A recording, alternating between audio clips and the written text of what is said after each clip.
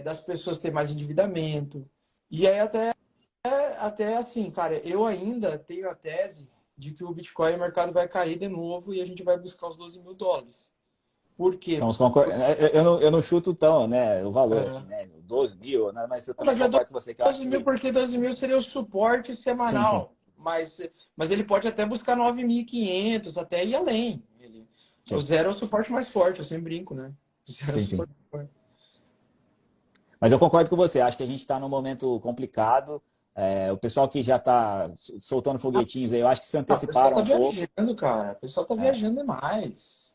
Eu não, O pessoal não entendeu o que está acontecendo. O pessoal não entendeu que a pancada vem quando acaba o dinheiro da galera que está sendo demitida. Isso leva um tempo, cara. sim, sim, sim. E a gente não está vendo isso nos Estados Unidos ainda, o desemprego não começou a subir Não. ainda.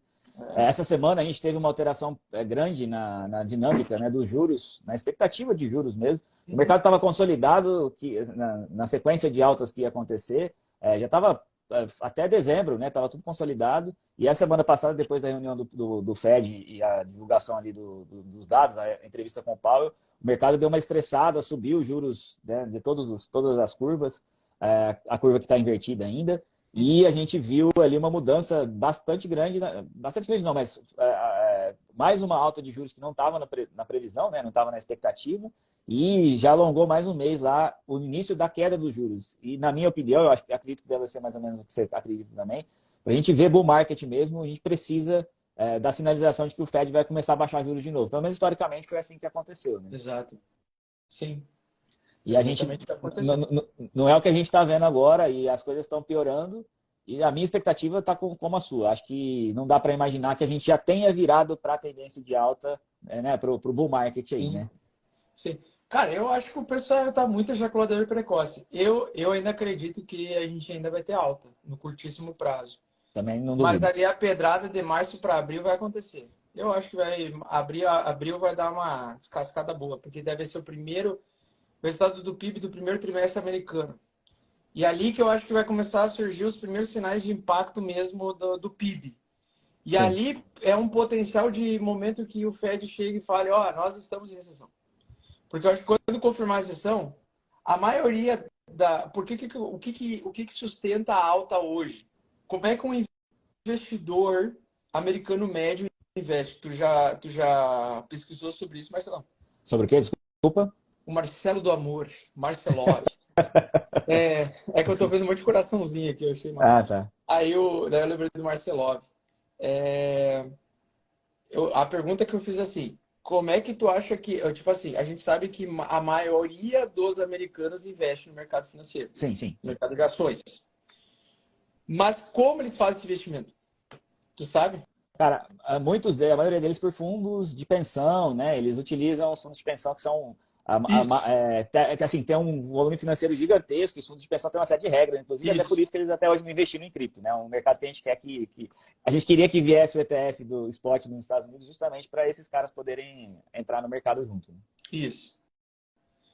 Então é o seguinte, eles fazem através de investimentos em fundos. Então o banco americano lá, ele detém muito capital porque eles oferecem fundos de investimento que é vinculado a ações. Assim como no Brasil, quando você entra numa corretora, que nem tipo assim, a Isinvest lá do Nubank, ou a XP, eles Sim, vão ter várias opções de fundos de investimento que você pode aportar junto com várias pessoas a especulação de uma alta de um ativo. Então a liquidez deles está concentrada, a liquidez da maior parte dos investidores americanos está concentrada na mão de poucas instituições e fundos de investimento. sim, Então, essa liquidez concentrada eu chamo de smart money, ou dinheiro inteligente, que seria, eles usam, sei lá, fundos de análise quantitativa para movimentar ações americanas em alguns fundos, ou outros fundos lá tem um conjunto de título com renda. Então, o que acontece? Se a gente prestar atenção, a maior parte dos investidores globais, eles deixam a liquidez na mão de terceiros, certo? certo. O momento em que acontece a quebradeira, na minha opinião, é quando um fundo ele começa a não conseguir pagar os rendimentos prometidos. E, na minha opinião, quando sai o balanço das empresas, depois de um impacto de demissão, ou seja, se tu tem demissões em massa, você tem menos produtividade. Menos produtividade, você vende menos. Menos dinheiro entrando na economia. Com isso, você vai ter um impacto no resultado do balanço das empresas a cada 3 meses. E principalmente no ano fiscal das maiores empresas americanas, que acontece de junho para julho. Então, a liquidez concentrada vai... Por isso que acontece, se vocês pegam vários gráficos aí, o gráfico do S&P 500, gráfico do Bitcoin, nós geralmente, comumente, temos o seguinte padrão. O Bitcoin, se ele está subindo de preço, ele chega em dezembro e em janeiro ele começa a cair. Se ele está caindo, ele chega em dezembro e janeiro, na reversão ali no balanço do quarto trimestre, que é no fechamento ali de janeiro, ele começa a subir. A mesma coisa acontece em junho e julho. Então, geralmente, março, abril, junho e julho, setembro e outubro e dezembro e janeiro, a gente tem grandes viradas do mercado. Reversões. Geralmente, março e abril, reversões minoritárias, que seria tipo um pullback, como no nosso caso. Eu acredito que nós estamos vendo uma alta de pullback até o Bitcoin bater os 26 mil a 35 mil dólares. Eu acho que ele ainda tem potencial para subir mais depois desse pequeno pullback que ele está fazendo. Porque eu acho que esse pullback vai acabar em abril. Então, eu acho que ele vai ser um pullback trimestral. Eu estava especulando que poderia ser um pullback igual o pullback lá de 2019, que foi semestral. Foi uns 6 meses de alta, depois devolveu tudo em 6 meses. E todas as vezes vira entre junho e julho e dezembro e janeiro. É impressionante. A tendência principal, né? Então, se ele chega ali, ele pode daí ter um pullback semestral ou um pullback trimestral, que eu acho que a gente vai ver um pullback trimestral. Por quê?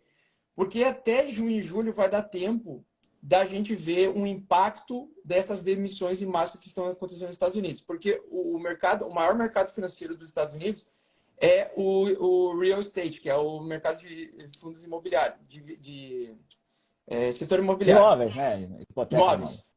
Tipo assim, o americano, até ano passado, o que eles faziam de grana em Nova York? Os caras começaram a vender a própria casa, o próprio apartamento, pegavam e compravam e faziam um financiamento hipotecário para 30 anos de pagamento de 2 apartamentos, mobiliavam um para viver e outro Airbnb. Aí todo o ganho da Airbnb ali em Nova York, os caras pegavam esse dinheiro desse segundo imóvel que eles hipotecaram. Então, tipo assim, o americano começou a fazer um investimento da seguinte forma. Ele vende o próprio imóvel de Nova York, que é uns 5 milhões de dólares, por exemplo. Aí ele comprava, ele hipotecava 2 novos imóveis, ou 3 imóveis, ou 4 imóveis. E ele vivia num hipotecado e 3 para fazer dinheiro com a Airbnb. Porque em Nova York, tu cobra, tipo assim, 100 mil dólares para 15 dias. Caramba. Então, tu conseguia pagar A prestação, o a parcela, né? financiamento dos 3 imóveis. E eles começaram a fazer isso. Agora, recentemente, eu estou falando assim, de 2020 para cá, do Covid para cá. Então, isso causou uma inflação violenta em imóveis em cidades turísticas, como a região da Califórnia ali e Nova York. Só que tem um detalhe. Aquela galera ali, geralmente, ela trabalha também. Então, a gente vê que se a gente tem demissões em massa nas maiores empresas americanas, né? Microsoft já anunciou, acho que o Google também, a Apple anunciaram já a corte aí de 10 mil funcionários. Cara, aí só são 30 mil cabeças que a gente está falando que vão deixar de ganhar. E empregos qualificados, né, Augusto? Porque saiu o payroll essa semana, os empregos que estão sendo criados ali não são vagas de qualidade, são vagas Então, esses de barzinho, tipo restaurante. Isso, são coisas menos qualificadas, porque o que gira dinheiro mesmo, né, é o emprego qualificado que é dessa turma de técnicos e tudo mais, né? Isso. Cara, então esses empregos qualificados, cara, vai dar uma falta de liquidez no mercado, vai dar um agito na economia que, para mim, eu acredito que vai vir paulada para baixo quando a gente terminar esse pullback de alta aí. E eu tô esperando, cara, Bitcoin a 25 mil dólares por aí, porque eu acho que ele vai retrair 50%. 50% de 25 mil seriam uns 12.500, que é justamente o suporte semanal majoritário que nunca foi testado como suporte. Então, essa é uma resistência que, pessoal, que nunca foi testada como suporte. E eu nunca gosto de acreditar que nunca tem suporte testado. Geralmente o mercado volta para um suporte que não foi testado tipo anos mais tarde, 3 anos mais tarde, 4 anos mais tarde. Mas assim, o pessoal está acreditando em bull market, cara, chega a me dar assim, me dá um asco, porque, cara, como é que tu vai, como é que tu vai ter um efeito expansionista como está acontecendo agora nos últimos, desde outubro, agora a gente está vendo um pouquinho de efeito expansionista, mas como é que tu vai sustentar isso com tanto desemprego, com tanta gente? Não tem como tu sustentar uma recessão assim. É que eu Então, acho que vai ter recessão. O sim, pessoal sim, acha que sim. não, né? Os Ah, economistas acham. eu concordo com você, que eu também acho que vai ter recessão. Eu acho que muito dessa crença que a gente está vendo agora, essa alta que teve, né? É uma Uhum. confiança, porque, primeiro, a inflação começou a baixar, né? Isso, No mês passado teve um índice de inflação um pouquinho abaixo, ele 0,1 negativo no índice isso. mensal. E aí o mercado fica animado com isso, porque, olha, se a inflação começou a baixar, está funcionando o que o Fed está fazendo, então a gente vai poder diminuir os juros e tal, e vai começar a expansão monetária de novo, né?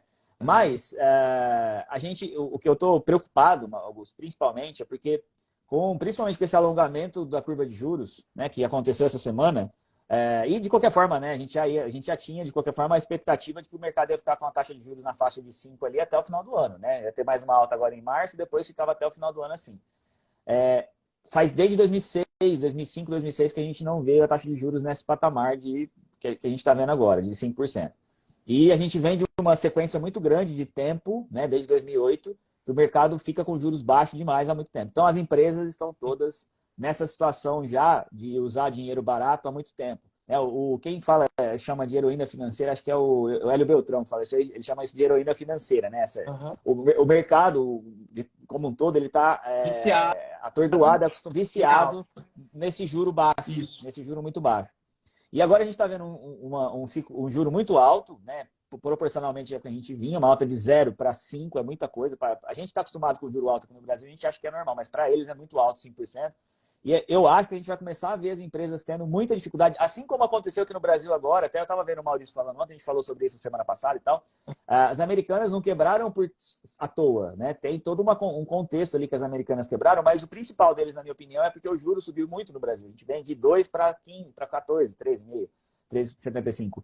E as dívidas dessas empresas começam a ficar muito difíceis de serem pagas, né? Então a gente começou a ver empresas quebrando aqui no Brasil agora. A primeira foi a Americanas, já tem algumas lá, uma vez mostrou, acho que a Gol, tem mais duas grandes aí, de varejo e aérea e coisas nessa área, que estão para ter problemas de novo, vão quebrar, para quebrar também. Por quê? Porque o juro está muito alto. E a gente não viu isso acontecer nos Estados Unidos ainda, não quebrou nenhuma Não. empresa grande ainda. É. E eu acho que a gente vai começar a ver isso agora, talvez coincido com essa data que você falou aí, que vai sair balanço das empresas e tudo mais. Começamos a ver problemas dessas coisas acontecendo por causa dos juros. E aí a coisa vai pro buraco. Vai pro brejo. Cara, em algum momento esse crédito futuro que o pessoal tomou nos últimos anos vai ser cobrado. E eu acho que as pessoas vão se apertar com esse excesso de. É porque o que aconteceu? A gente está 12 anos que o pessoal é acostumado com dinheiro fácil, né? Que é a expansão monetária, e a gente vê que muita gente está tomando muito crédito há muito tempo. E quando tu toma uma dívida muito de longo prazo, tipo 30 anos ou mais, cara, em 30 anos acontece muita coisa, sabe? Então eu acho que o pessoal vai se fuder, principalmente ali a dívida do cartão de crédito nas alturas, ou seja, quem é que vai pagar essa conta aí quando o pessoal começar a ser demitido em mais quantidades, assim, digamos assim? Por que acontece? Imagina, a Apple, quantas empresas, tu já pensou nisso, Marcelão? Quantas empresas a Apple tem de co-empresas, empresas colegas que fazem os produtos da Apple, para a Apple realmente conseguir produzir? Não sei de quantidade, eu sei que são empresas muito grandes, né? A que fazem o iPhone mesmo, eu não lembro o nome dela. Agora até tem uma fábrica aqui no Brasil dessa Então, empresa, porque o pessoal não se liga uma né? coisa, Sim. uma empresa grande, ela gera renda de outras empresas. Sim, sim, sim. Gira a economia Então, enormemente. então o impacto de uma vamos dizer assim, de uma perda de lucro de um trimestre para o outro, perdão, ou de um semestre para o outro, ela pode ser tamanha que ela pode afetar toda a cadeia produtiva da Sim, sim. economia daquele setor.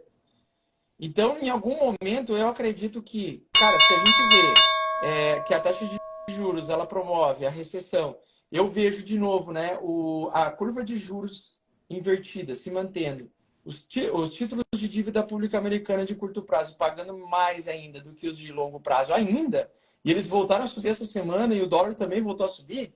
Cara, eu não tenho assim, olha, eu não tenho tranquilidade nenhuma de me manter no mercado volátil por muito tempo, sabe? Eu fico tranquilo assim de ficar até abril ali, até março, final de março, talvez entrada de abril, dá para ficar exposto tentando pegar esse movimento de alta. Mas, cara, assim, tanto a parte de economia, esse primeiro trimestre, o resultado que vai vir em abril, né, do primeiro trimestre de 2023 dessas empresas, mais o impacto da falta de distribuição de dividendos de algumas dessas empresas que podem. Cara, porque você está diminuindo a produção, você está diminuindo a produtividade, você vai vender menos. É inevitável, talvez não tenha aquela retração, aquela recessão clássica que a gente viu lá em 2008, né? Que é uma grande queda, uma grande. Quase evoluiu para uma depressão.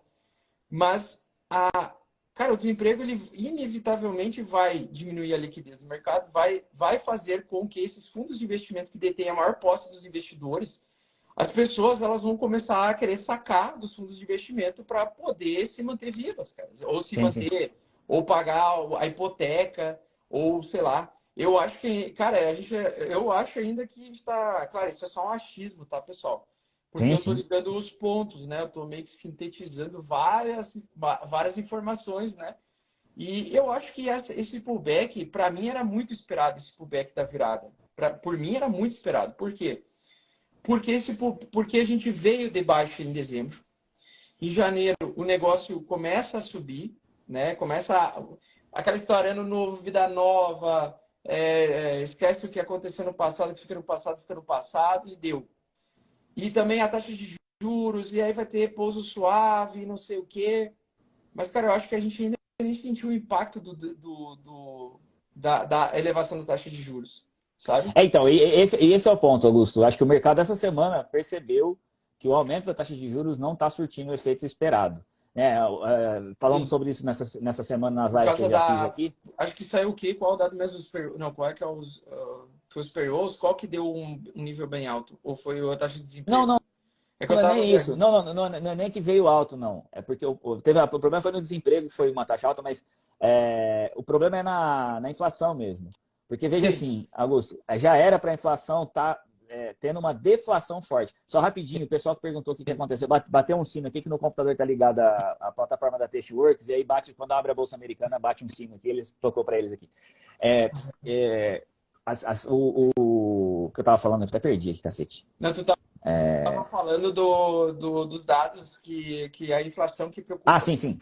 porque os A dados de inflação era, desemprego era vieram para a muito alto, gente, muito com baixo. 5%, com 5% de taxa de juros praticamente, já chegando ali no 5%, já era para a gente estar vendo uma deflação forte, uma desaceleração forte da economia. E a economia não está desacelerando. O último número de inflação que veio é menos 0,1. É uma deflação, mas é muito pouco. E para esse mês agora, inclusive na semana que vem, sai na terça-feira, já está esperado mais 0,5% de alta. Isso significa, né, que a inflação ela não está decrescendo. E a gente olha para o número, né, Augusto? Muita gente olha para esse número, eu até falei sobre isso, vou repetir aqui, porque acho que é importante, até tem mais gente aqui hoje.